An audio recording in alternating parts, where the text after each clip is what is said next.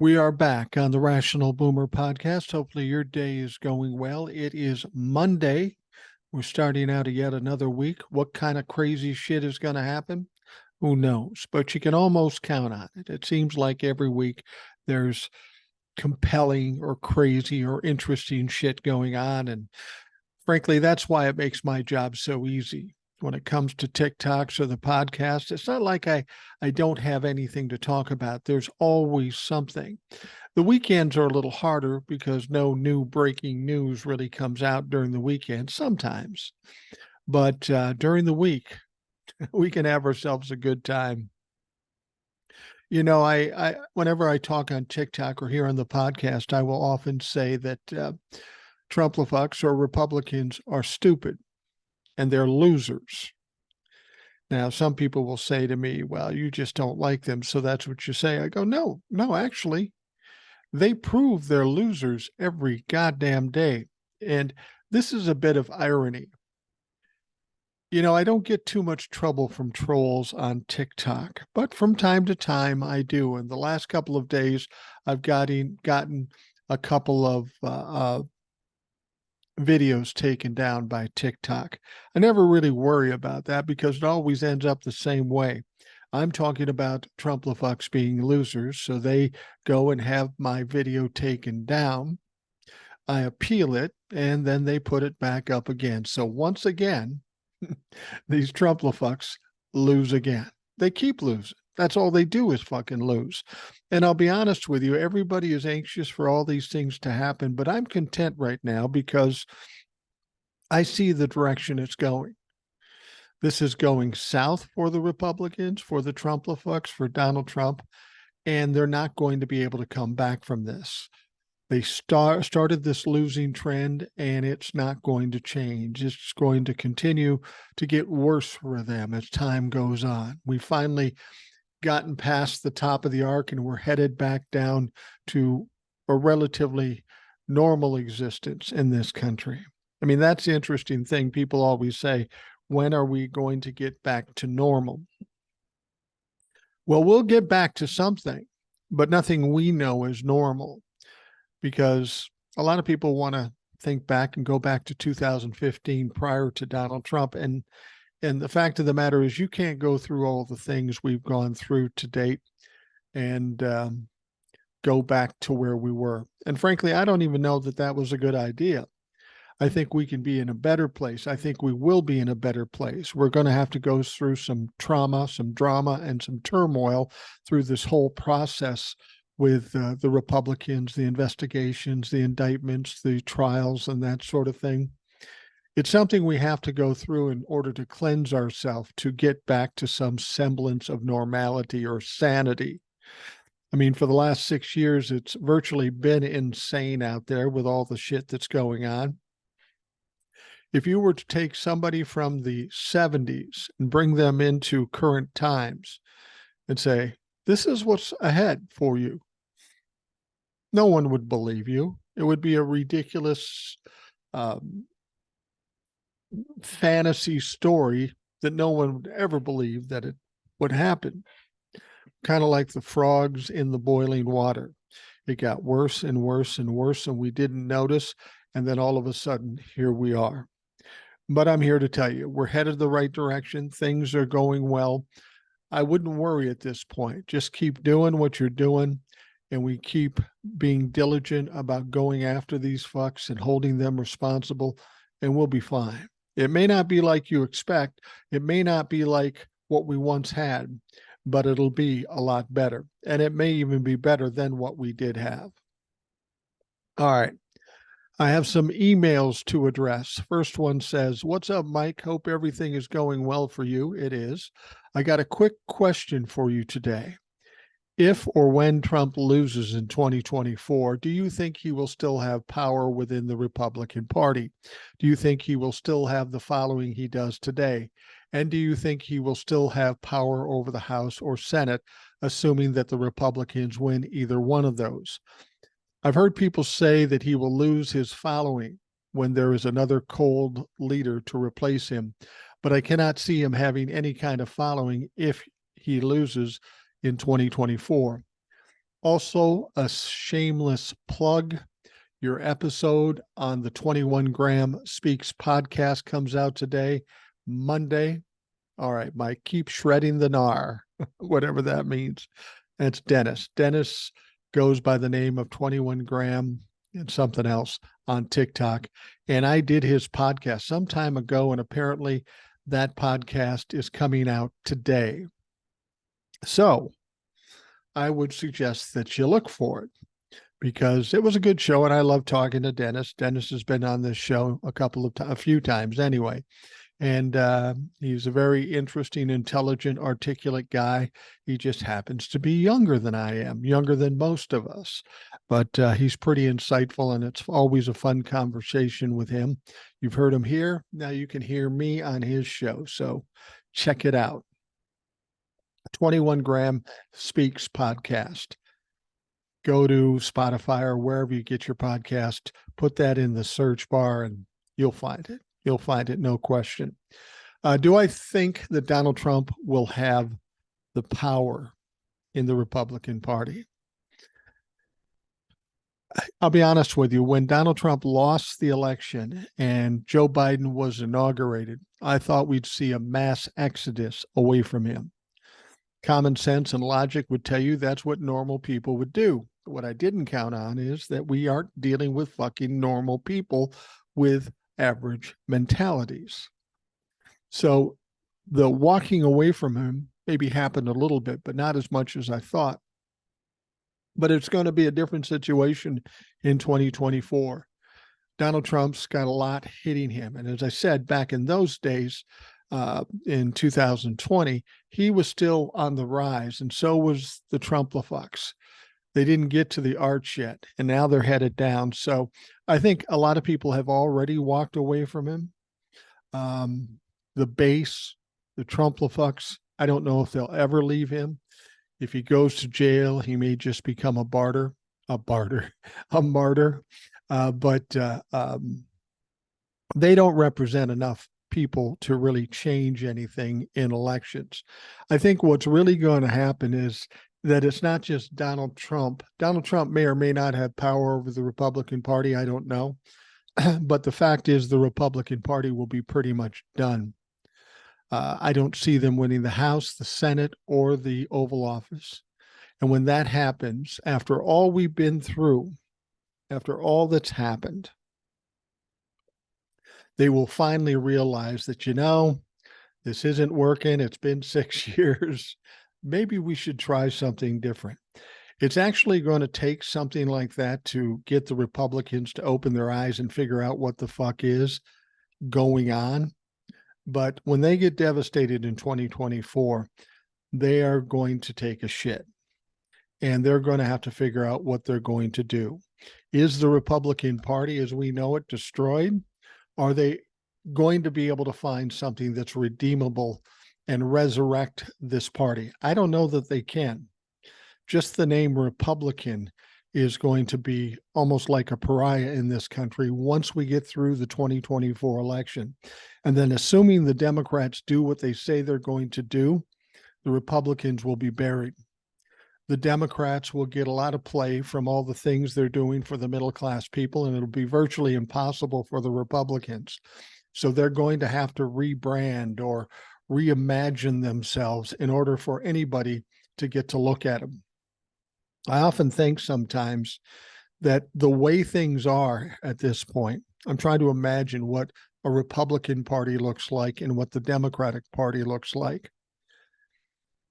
And part of me thinks that the Republican Party will be, once they're resurrected, if they can do that at all, more of a centrist party, more like a Democratic or Republican centrist party, kind of in the middle. They won't be so radical right because it's failed them so badly.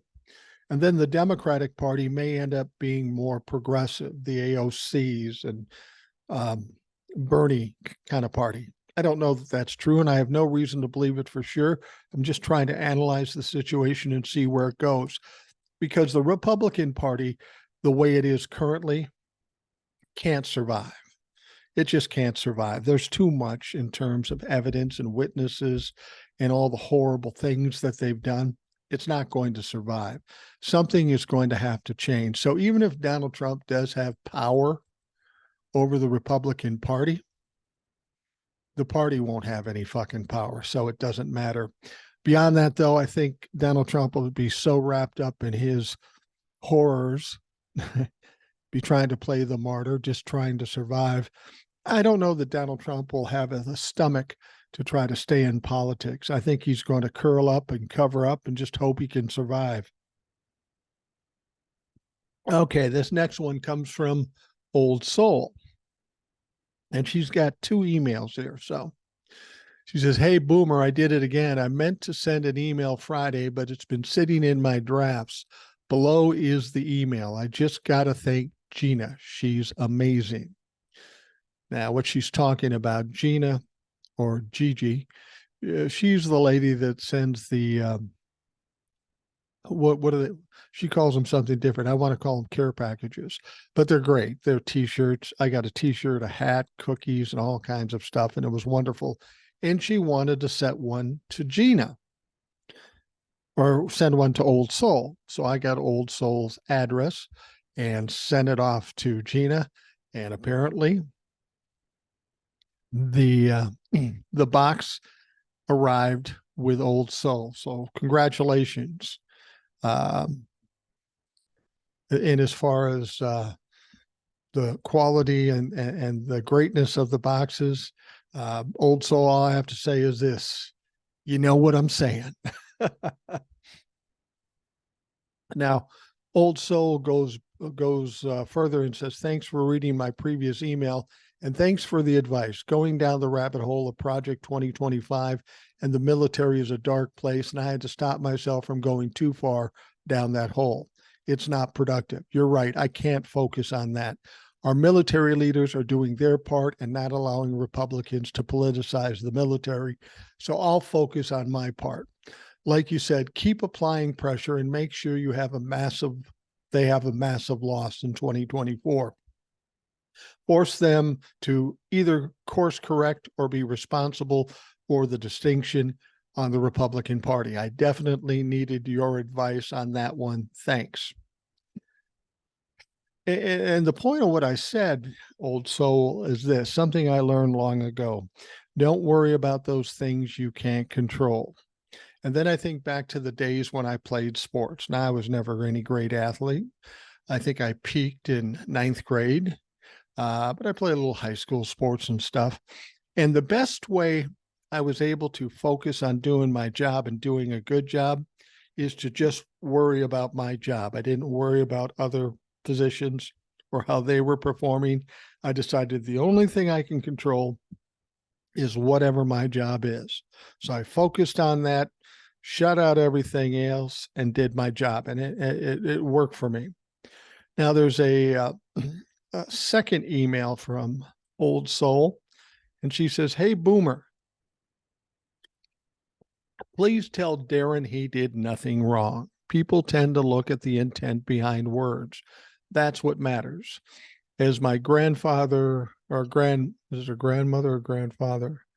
As my grandmother would say, have grace. We can't expect anyone to know what they don't know.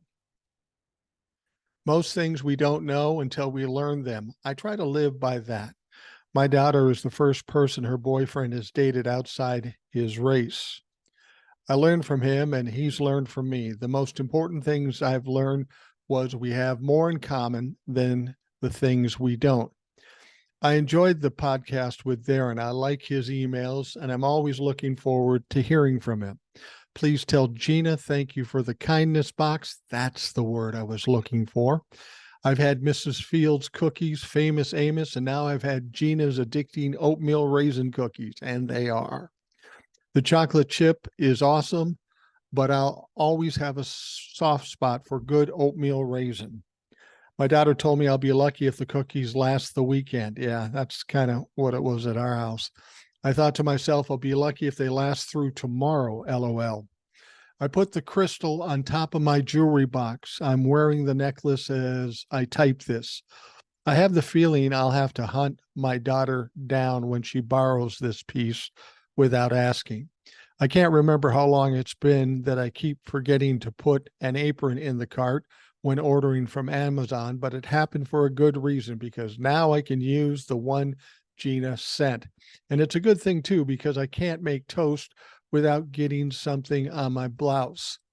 I have her card and B-pick sitting on my desk as a reminder that words have power and you never know who's listening. Gina is amazing, and I truly appreciate the kindness box. Thanks, Gina. The worst people barrage our screens 24/7, but with people like you, Boomer, Ed, Lisa, Jace, Darren, Gina, I'm reminded there's more good and kind people in this country than there are bad. I appreciate the entire Boomer community. Boomer, thanks for all you do. Well, thank you, old soul. You've added quite a lot to this whole dog and pony show, if you will.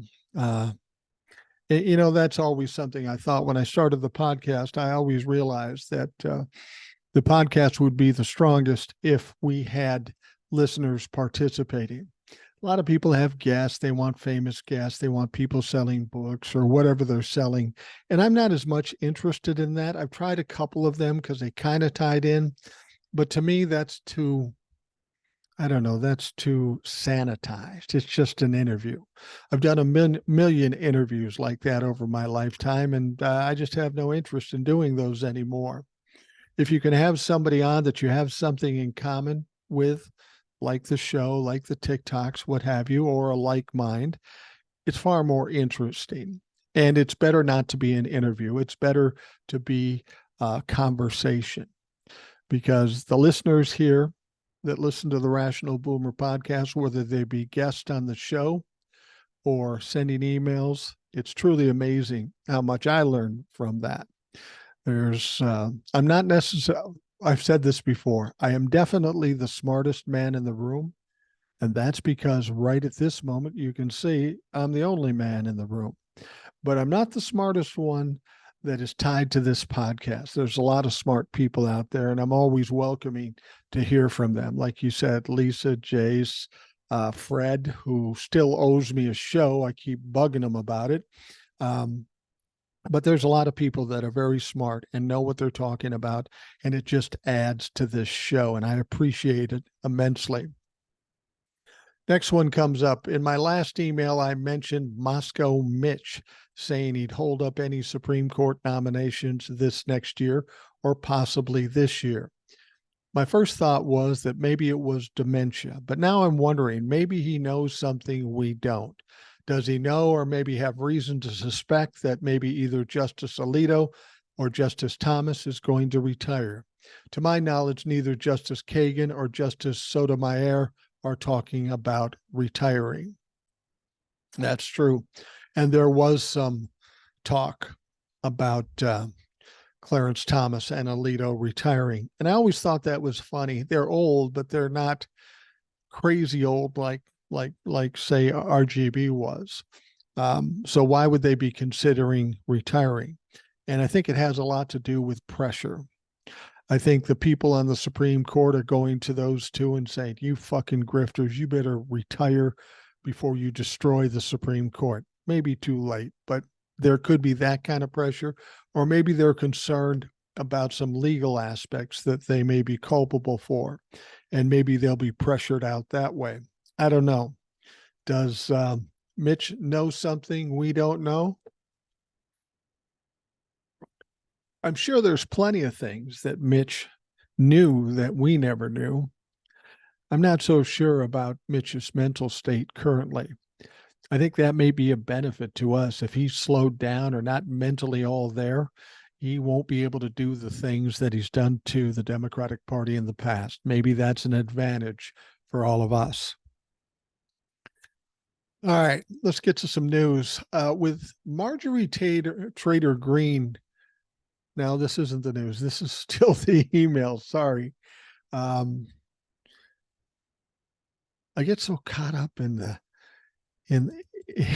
afterthoughts and answering things as I go along. I forget where I am. Anyway, This email goes on with Marjorie Trader Green backing off the impeachment idea. It does seem like someone finally got through to her. She's now saying there's no evidence. I wondered if whoever talked to her explained what evidence is. Maybe they told her about the evidence that Jack Smith potentially has against her. Maybe she's softening her stance, hoping to keep Jack Smith from focusing on her. She might also be worried because she shared a video on her official congressional Twitter account that called for violence against Joe Biden. She needs to be arrested, charged, and convicted, and tossed out of the House. I tend to agree. I mean, I think at this point, Marjorie Taylor Greene has pissed off everybody from MAGA to Kevin McCarthy to everybody, Lauren Boebert. I think she's just looking for a friend, and anybody that offers her some advice, she's probably going to take them up on it because she needs a friend.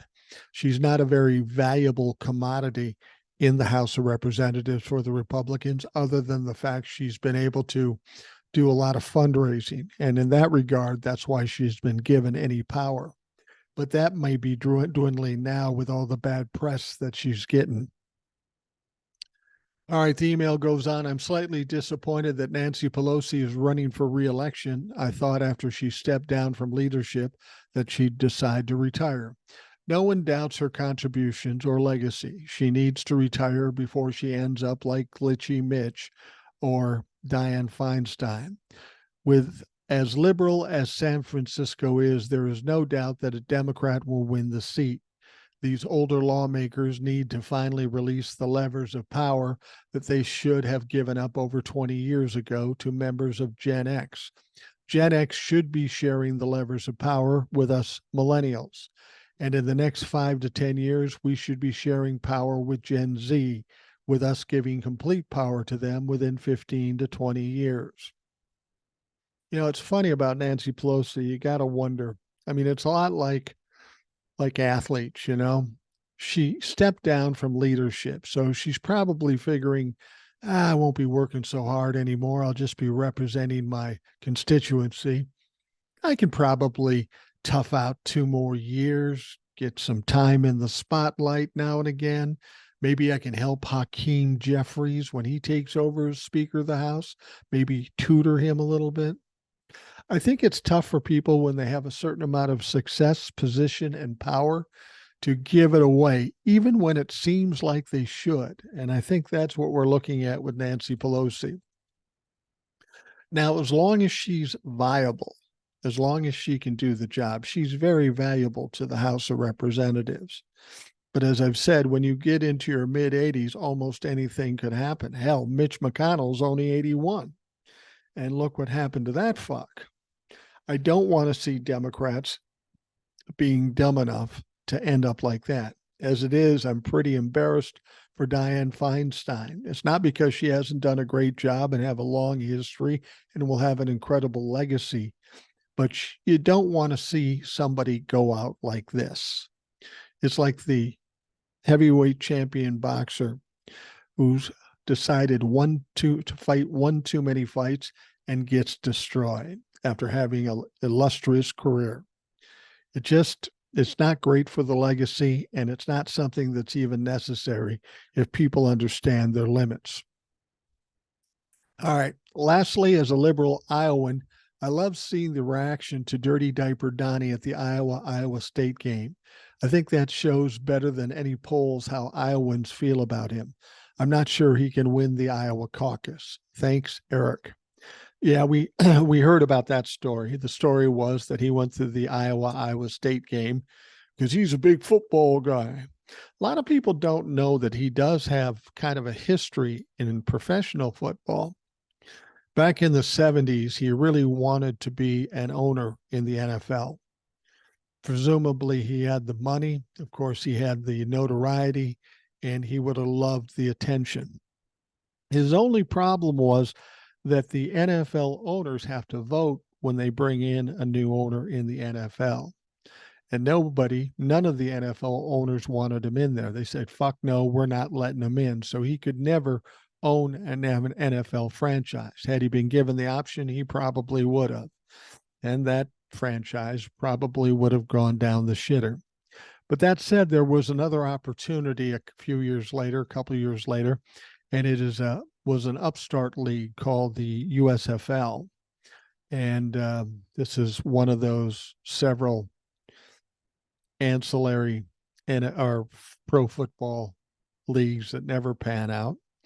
And he had a team called the New Jersey Generals, and you remember the first person he signed, um, Herschel Walker. He came out of Georgia. He signed him instead of going to the NFL for a whole shitload of money. And that's where Donald Trump and Herschel Walker's relationship started. Well, the USFL only lasted about 3 years, and then it went down the shitter. And a lot of the other owners blamed Donald Trump for the various behavior and things that he did. Remember, everything that Donald Trump touches fucking dies. And so did the USFL and the New Jersey Generals. And so did Herschel Walker's attempt to become a senator. Now, during an appearance on MSNBC, longtime Washington insider Jonathan Alter claimed that Donald Trump could end up under house arrest for denying Judge Tanya Chutkan. It's an interesting concept. I hadn't thought about that, but that could be interesting.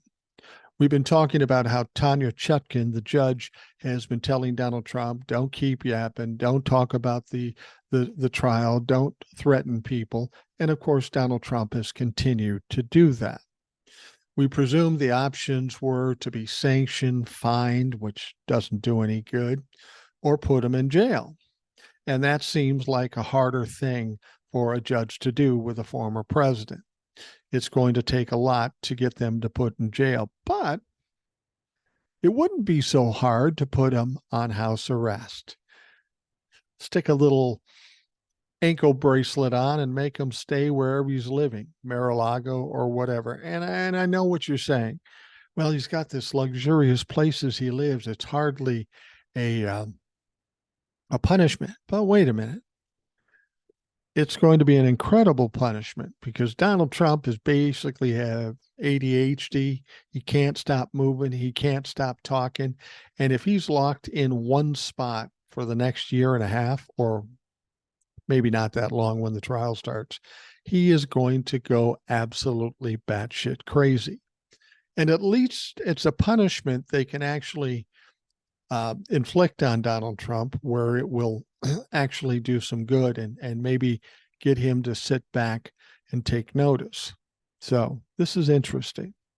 This is an interesting concept that they would think about putting him on lockdown in his home, at least temporarily until the trial. Now, speaking with MSNBC host Ayman Mohyeldin, Alter stated that it could be highly problematic to put a former president in prison. And in the case before Chutkan, she likely would sentence him to house arrest for his out-of-court outburst after she already warned him. The president is not looking at jail time, he told the host. In a normal case, yes, he would be jailed for contempt of court, but as a practical matter, he can't be. Continuing in that vein, he explained they can't house the Secret Service in jail and all the rest of it. So if he's convicted as punishment, it's likely to be house arrest. It's inconceivable that Judge Chutkan, if he continues to violate the terms of his bail, could be subject to house arrest. That's still possible, he added. And that's interesting. Put him on house arrest. I'd never given that consideration. But clearly, Donald Trump has ignored all instruction by the judges, whether it be the Georgia judge or Judge Chutkan in Washington, D.C. There's got to be some ramifications for breaking these rules and doing the things he's doing. I mean, I got to think that Judge Chutkan is particularly sensitive to this since she's been getting death threats and all kinds of threats of whatever. And of course, the witnesses and the other political people involved in this, whether it be Joe Biden or whoever. He's obviously doing these things, and it's obviously causing a lot of pain. He's obviously breaking or violating these rules. So something has to be done. So maybe, just maybe, he'll get house arrest. And what you have to understand about that, even though he'd be in his luxurious homes and that stuff, it would be absolutely devastating to Donald Trump's ego to be forced to do something. We know Donald Trump doesn't like to take orders, and he constantly breaks those rules and regulations. In this case, he would have to. Now, if he did have an ankle bracelet and he was locked down at home, the Secret Service would almost have to be there to make sure he does what he's told. They'd almost have to do that because they're a legal authority, and if they don't, that might put them in a bad situation. That's one thing that a lot of people ask. How do we know he's not going to fly out of the country? Well, it's going to be a little hard when you got the Secret Service around you at all times, because if he does end up flying out of the country, he better take the Secret Service with him too, because they are going to get some serious shit, probably fired and maybe prosecuted themselves. So Donald Trump's kind of locked in by his own people. And if he was on house lockdown, that could be interesting. That would piss him off. He'd want to break that rule, but there's virtually no way he could. And if he did, well, then they'd have to put him in fucking jail if he just refuses to comply. I mean, that's the funny thing about Republicans and Donald Trump. When a young black man gets shot by a police officer, they always say, all you have to do is comply. Well, that's all you have to do, Donnie, is fucking comply. And up to this point, you have refused to comply. And there has to be some accountability. There has to be some ramifications and punishment for the things he's already done. It's not like we're waiting for him to break that rule or commit that crime. It's already been done multiple times. If there is a time to react and inflict some punishment, now would be the time. So we'll see if that's where it goes. But I'm glad they brought this up because I'd never considered it. And it seems like a perfect compromise at this point. It really does. All right. We are going to take a quick break and we will be right back.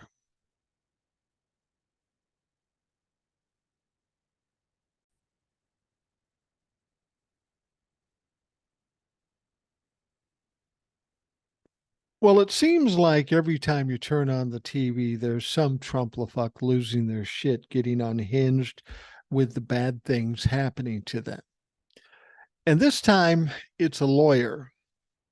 It's Rudy Giuliani's lawyer. Now, in an interview with CNN, Rudy Giuliani's lawyer, David Wolf, was asked extensively about the fundraising the former mayor has been forced to do and some of the legal costs incurred while fighting cases around the 2020 election. Now, Paula Reed was sitting in for Jim Acosta on CNN, asked about the $5 million in legal fees that he owes and the recent $100,000 a plate fundraiser at Donald Trump's Bedminster, New Jersey country club. Wolf said he wasn't invited to the dinner and doesn't know who was there or what was said. What's interesting about that dinner, it's $100,000 a plate. So if my wife and I would have won, it would have been $200,000. And they had hopes for raising up to $1 million, which is interesting. If it's $100,000 a plate and they want to get to $1 million, we're talking 10 people. 5 couples. That's not a great turnout. Now, if they got the money, God bless them, but we haven't heard whether they actually attain that $1 million total. And the fact of the matter is, Don't think Donald Trump's not going to take his cut. Yeah, he's trying to help Rudy Giuliani out to get money just to keep his mouth shut, but he's not handing him money. He's putting on these little parties hoping other people will give him the money. But the thing is, I don't know if Rudy Giuliani has that many friends anymore. He's kind of a fucking goofball.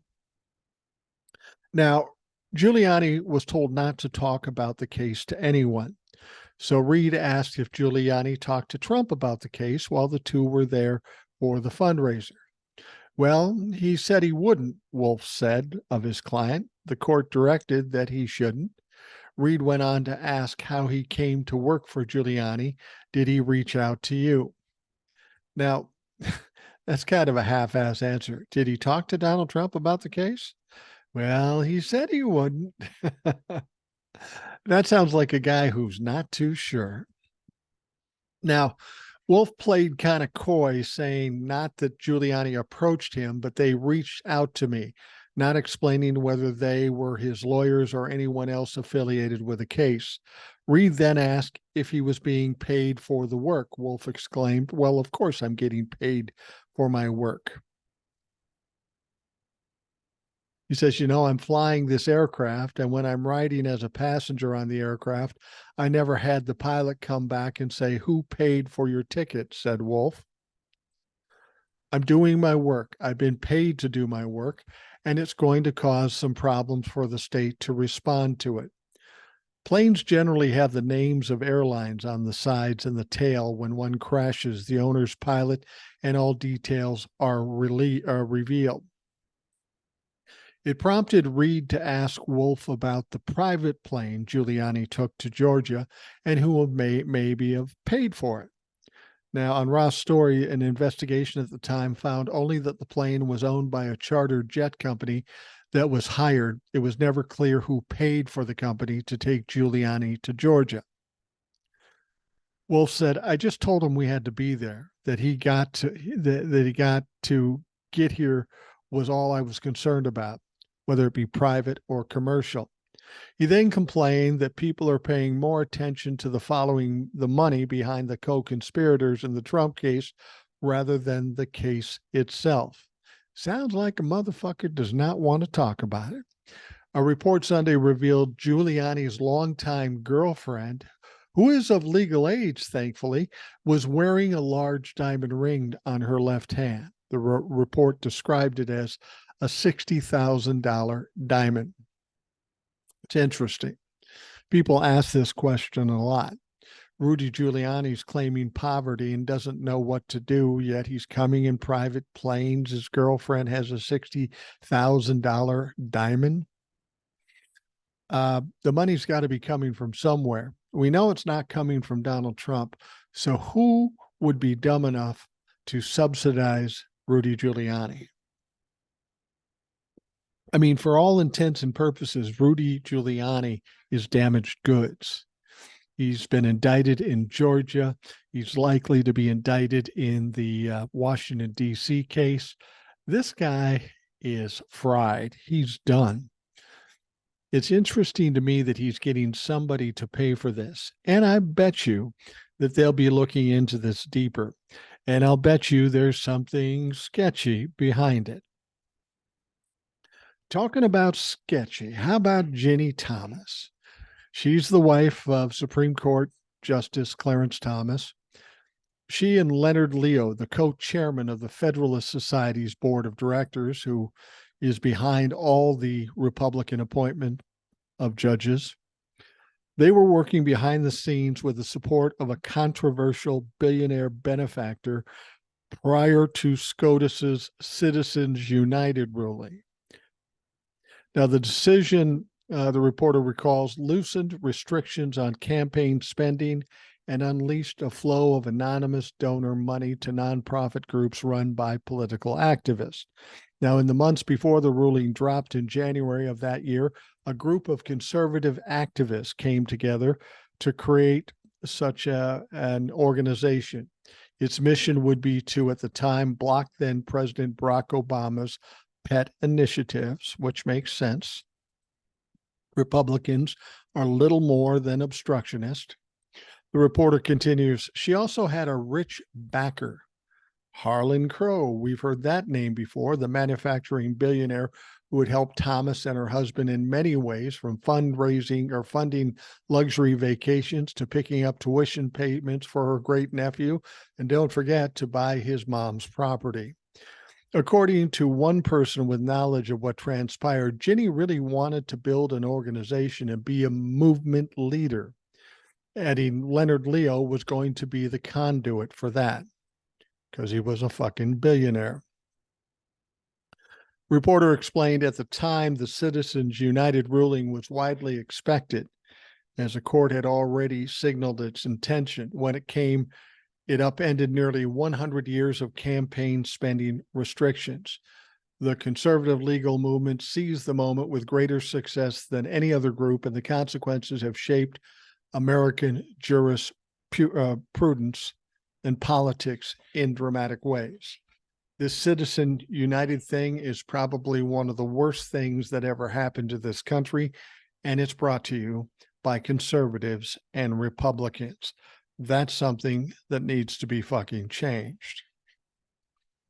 Now, between 2009 and February of 2010, the reporter lays out Leo, Thomas, and Crow would spring a $1 billion force that has helped to make the remake the judiciary and overturn longstanding legal precedents on abortion, affirmative action, and many other issues. It funded legal scholars to devise theories to challenge liberal precedents, helped to elect state attorneys general willing to apply those theories, and launched lavish campaigns for conservative judicial nominees who would cite those theories in their rulings from the bench.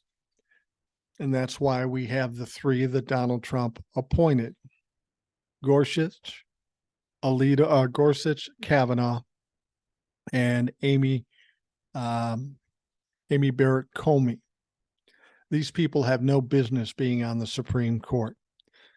They're shills for conservatives and for the Federalist Society and Leonard Leo and Ginny Thomas.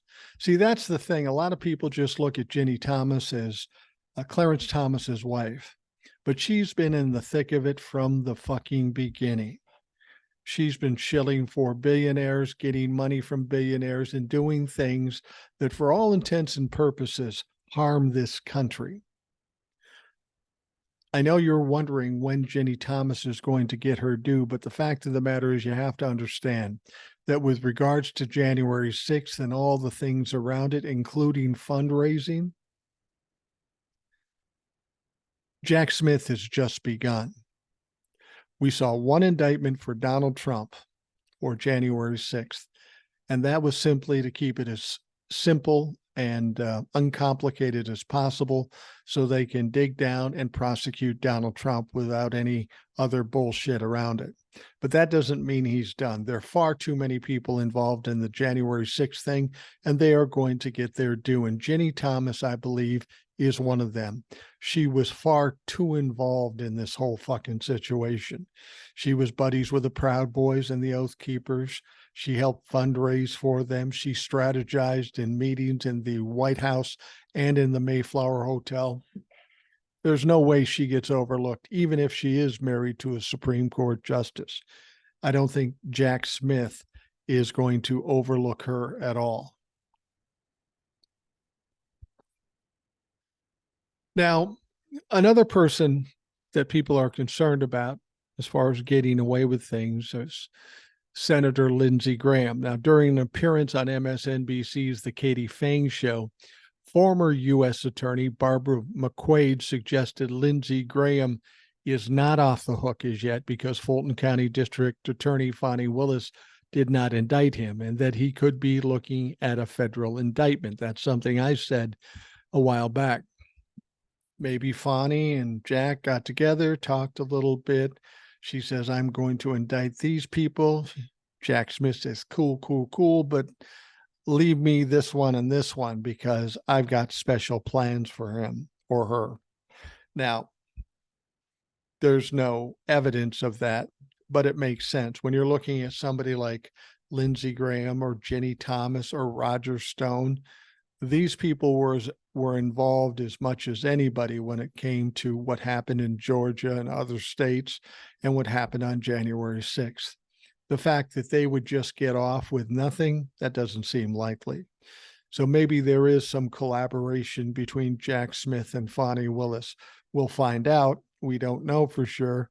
I'm basically doing some hopeful thinking here. I don't know anything about what's going to happen, but common sense would tell me that Jack Smith is going to come out with superseding indictments, which without question, that's going to happen. We know the grand jury in DC got back together last week, so we'll see what comes out of that.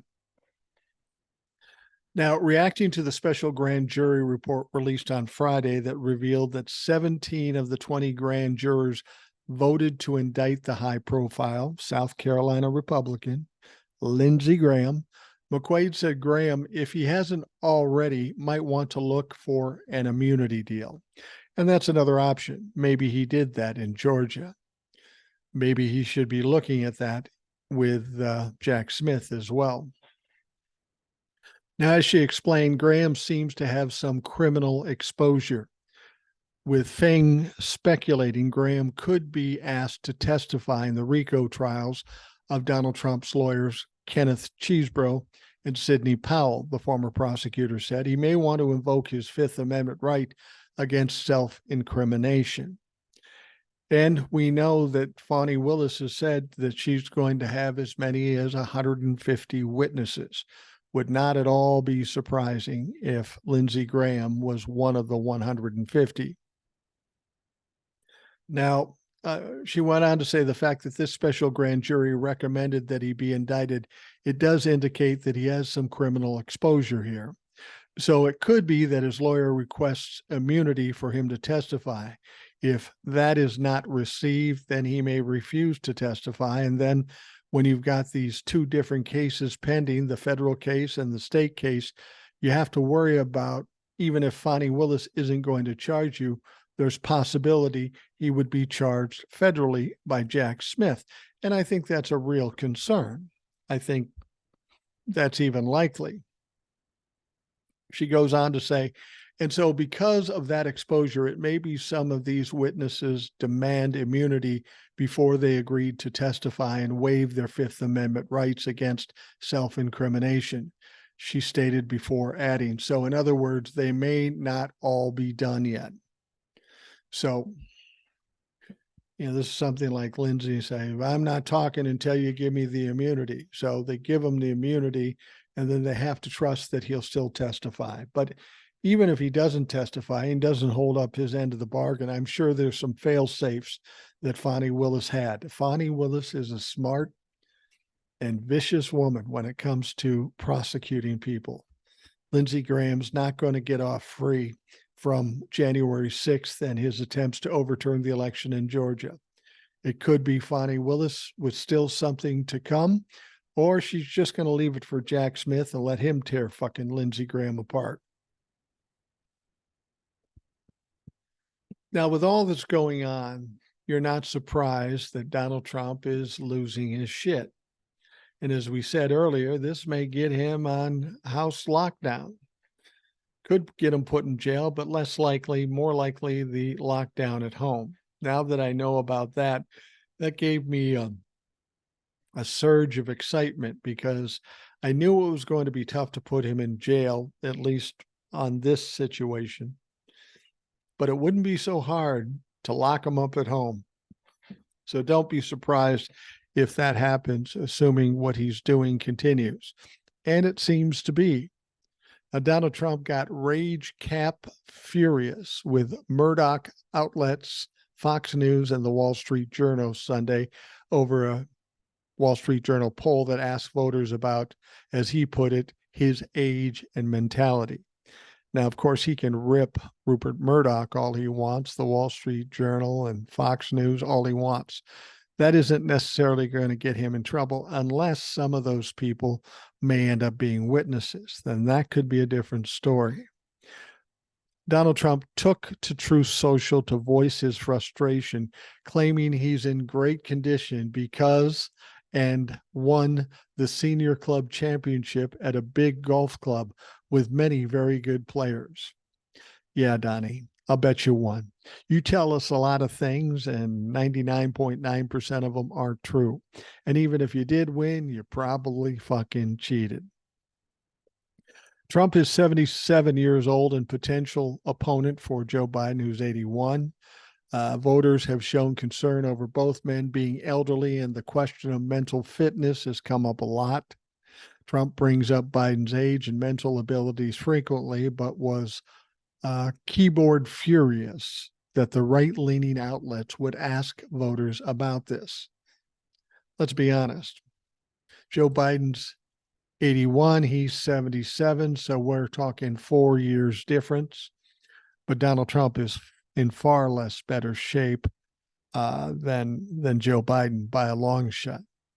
I think what we should do, instead of a debate between Joe Biden and Donald Trump, I think we should set them up to run a race, a 40-yard race, and see who wins. I bet Donald Trump doesn't even make it the fucking 40 yards. I mean, Joe Biden running 40 yards might be kind of funny too, but at least I think he'll make it. Now, Donald Trump went on to say in a phony and probably rigged Wall Street Journal poll coming out of nowhere to soften the mental incompetence blow that is so obvious with crooked Joe Biden. They asked about my age and mentality. Trump wrote to his supporters, "Where did that come from? A few years ago, I was the only one to agree to a mental acuity test, and I aced it." Yeah, we know. You talked about it on TV. Oh, that was impressive, Donnie.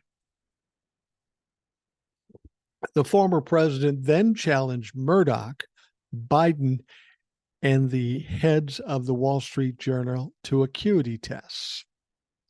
Now, Murdoch might have a problem. I think Biden would be okay. Wall Street Journal folks are probably younger, so it may not be a problem.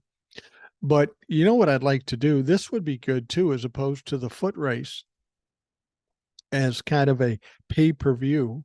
You know, we'll get good ratings, and Donnie would love that. How about we put Biden and Donnie on the stage and give them both an acuity test and see who wins? That would get a lot of viewers, and it would settle a lot of bullshit. Is Joe Biden have less mental acuity than Donald Trump? I don't think he's going to lose that. Now, Donald Trump added that now that globalists at Fox and Wall Street Journal have failed to push their third-tier candidate to success, they do this. Well, I hereby challenge Rupert Murdoch and Sons, Biden, Wall Street Journal heads to an acuity test. This is so fucking childish, but goddamn, it would be entertaining. I would love to see that on TV. It won't happen, but I'd love to see it. A boy can dream, can he? Donnie doesn't let go of this. He's like a dog with a bone. He says, I'll name the place and the test, and it will be a tough one. Nobody will come even close to me, the former president continued. We can also throw some physical activity into it. I just won a senior club championship at a big golf club with many very good players. To do so, you need strength, accuracy, touch, and above all, mental toughness. Ask Brett Baer, a very good golfer. The Wall Street Journal and Fox are damaged goods after their failed to sanctimonious push and stupid $780 million settlement. Morons, capital letters.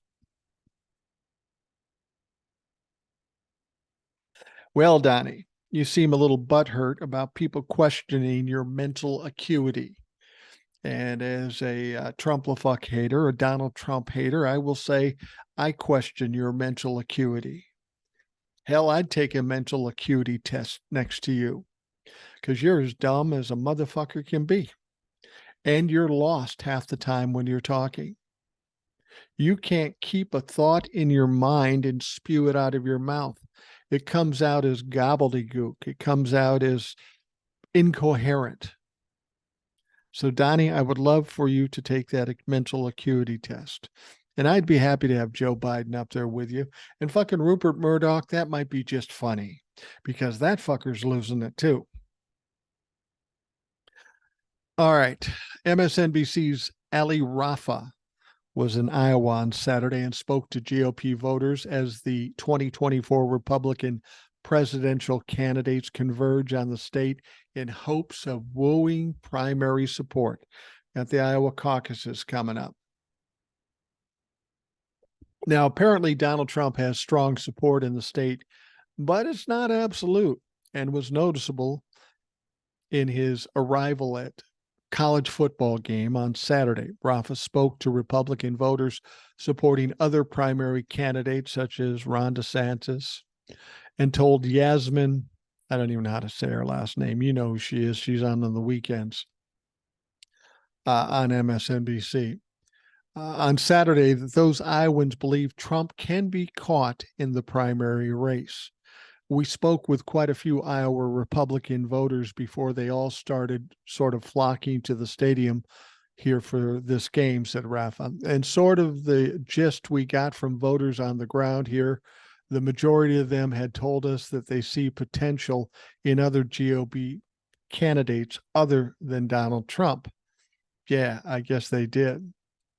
Well, then Rafa then showed clips from two of those interviews. The first with a woman who voted for Trump twice, but said that he lost her vote because he's unable to admit when he's wrong and that his legal issues are a big problem for a potential president. She instead going to caucus for DeSantis, who actually brings tangible plans to the table. Really?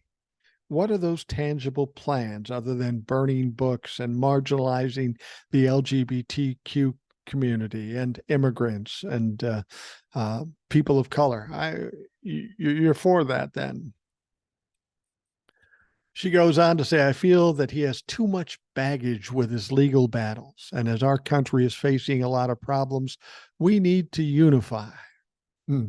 Ironic that coming out of a Republican's mouth, because that's the last thing they want. And I feel like with him, there's going to be a lot of fighting. You think? He never even once said, yes, I did wrong. Yes, maybe I could have done this better. It was always, no, I've never did anything wrong. I'm always right. And that to me was like, I'm sorry, you lost me. See, there are some people that have some common sense on the Republican side. And it goes back to what I've said before. Everybody's worried about Donald Trump winning in 2024. He lost by 7 million votes in 2020, and he's losing votes now. So there's no way he's going to win in 2024. Now, the second clip featured a Trump voter who said that Trump's legal issues don't bother him at all, and he's glad Trump didn't take part in the GOP debate. Yeah, you want to bet he shows up for the next one at the end of this month? I don't know if Trump needs to do any more because I feel like a lot of his reporters already have their minds made up. I think he is. I think he's doing the right thing of not going to the debate because I think everyone already knows his opinions and everything from what he's done and his past presidency. And you're cool with that. You're cool with treason, being a traitor. You're cool with him lying and cheating and grifting and stealing. See, that's the problem I have with Trump-lefucks. They seem to be okay with whatever Donald Trump does, whether it's illegal or not. Now, this reporter Rafa said, and Yasmin, what struck me most from my conversations with Republicans like Holly, who are planning to caucus for someone other than Trump, are what they said about the other candidates as far as timing.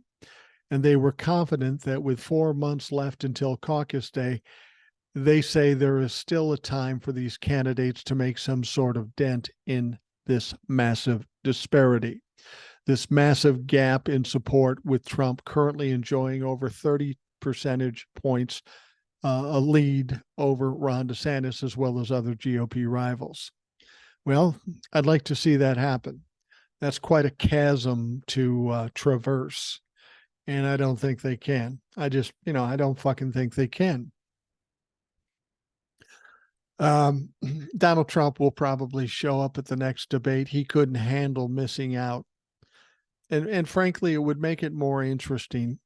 What happened at the first debate was so fucking boring and accomplished nothing. The only person that stood out was this Vivek Ramaswamy, and it was because he was a dipshit. Now, some people might jump on board with Vivek, but they'd have to be stupid to do that. And, there's plenty of stupid Republicans, so who knows? But he's still not even close to Donald Trump. Now, as I often say, Republicans are stupid.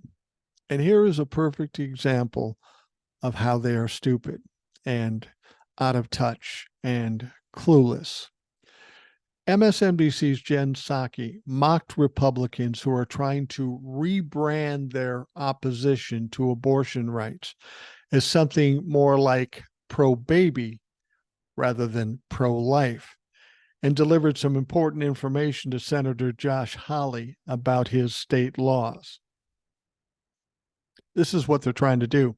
These Republicans are realizing, hey, this pro-life stance is really costing us elections. Most people don't like it. So what should we do? They decide, well, maybe if we give it a different name, instead of pro-life, we'll call it pro-baby, and then everybody will be on board, right? Well, here's the fucking deal. It isn't about the name. It isn't about branding. It's about your fucking policies. And the fact that you can't even recognize that is troubling in its own right. Now, it's not about what you call it. It's about taking rights away from 50% of this country and going against the wishes of 70% of this country. This is why you're losing elections. It has nothing to do with what you call it. And it's surprising to me that the Republicans can't see that. They're so dead set on this overturning Roe v. Wade, they can't admit that they're wrong. Now, according to exclusive new reporting from NBC News, Senate Republicans are workshopping a new way to describe their stance as pro-life, and its failure to resonate with one suggesting pro-baby as a jumping off point. On Sunday's edition of MSNBC's Inside with Jen Psaki, the host teed up her interview with Senator Amy Klobuchar from my home state here in Minnesota, with a commentary mocking Republicans and cluing Josh Hawley in on the rape and incest exceptions that are not in his state's abortion rights. Now, according to a new reporting from NBC, Republican strategists are exploring a shift away from pro-life messaging on abortion after consistent election day losses for GOP when reproductive rights were on the ballot. The reporting details a closed-door meeting this past week where Senate Republicans were presented with polls resulting that show the term pro-life no longer resonated with voters. No shit. Did it ever resonate with voters? Because it's not about the name, bitches. It's about the policy. Now, I love Josh Hawley. He's such a dumb fuck. Harvard lawyer, but he's dumb as fucking anybody. Senator Josh Hawley actually said this with a straight face. Many voters think pro-life means you're for no exceptions in favor of abortion ever. Now, a little memo to Mr. Hawley: in Missouri, which is the state you represent, abortion law makes no exceptions for rape or incest. No exceptions for rape or incest. Josh, you don't even know how your own fucking state is run. You're a dipshit. Absolute fucking dipshit. Yeah, but why don't you rebrand this? Because god damn it, that would fix everything. It's kind of like when you overturned Roe v. Wade prior to the 2022 election. In your minds, you actually thought that women would forget about it. Now, we're cool with it now. It was bad for a couple of days, but we're over it. No, they're not over it. No, women are over it. The 70% of the people that support Roe v. Wade, they're not over it. And if you think you got fucked over in 2022, it's going to be worse in 2024 because you said that it would just be a state-by-state thing. Now you want to do it federally. We've got states that have enacted these abortion laws, and people are struggling. People are getting sick. People are dying. And it's on you, motherfuckers, and it has no bearing on what you call it. It is draconian at best, and that's what you're going to have to deal with. Now, this pro-baby thing, God damn it, it's stupid. It's just absolutely fucking ignorant. I got one more thing I'm going to talk about. Hardline Republicans in the House are itching for fights over opening an impeachment inquiry into President Biden and extracting deep spending cuts, even at the risk of a government shutdown.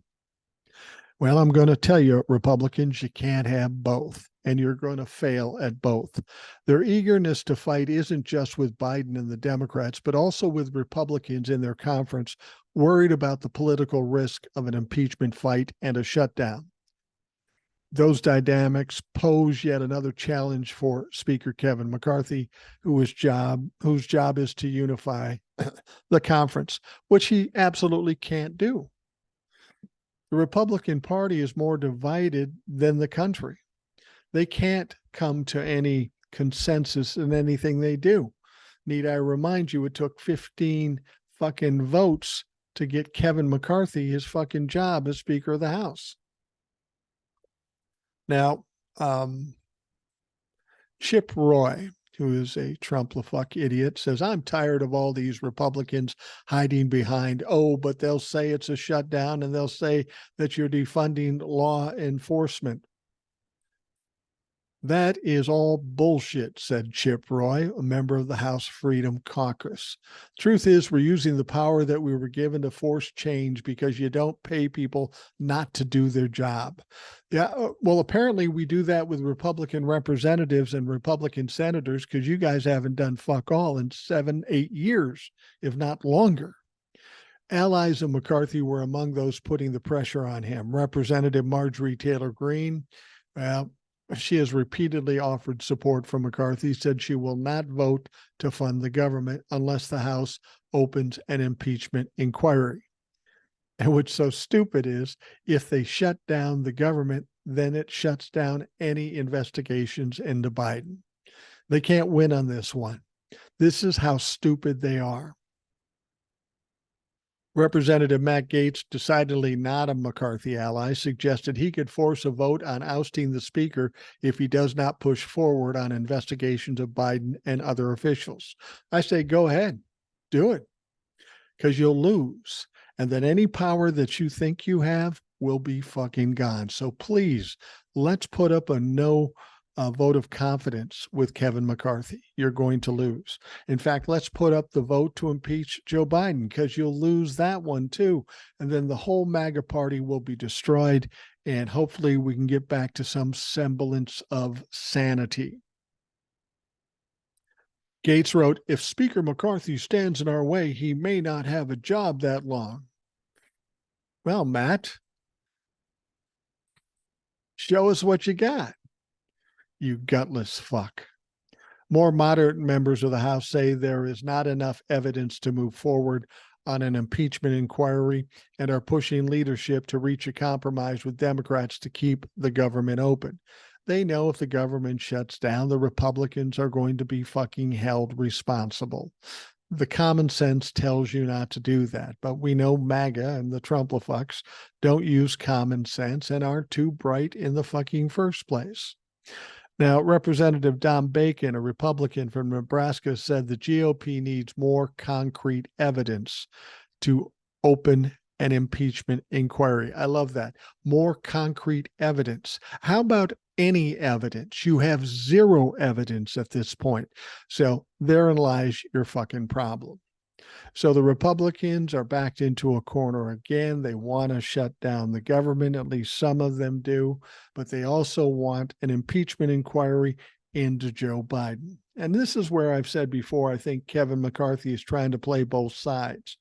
He really wants the country not to shut down because it's going to bode badly against the Republicans.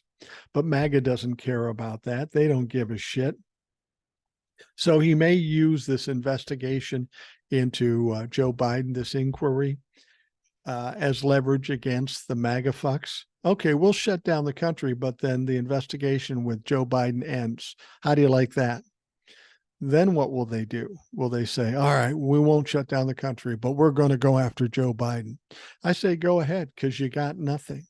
You've showed us nothing in the 2.5 years that you've been in office and in power. So go ahead, embarrass yourself a fucking again. And then that will hurt you in the 2024 election.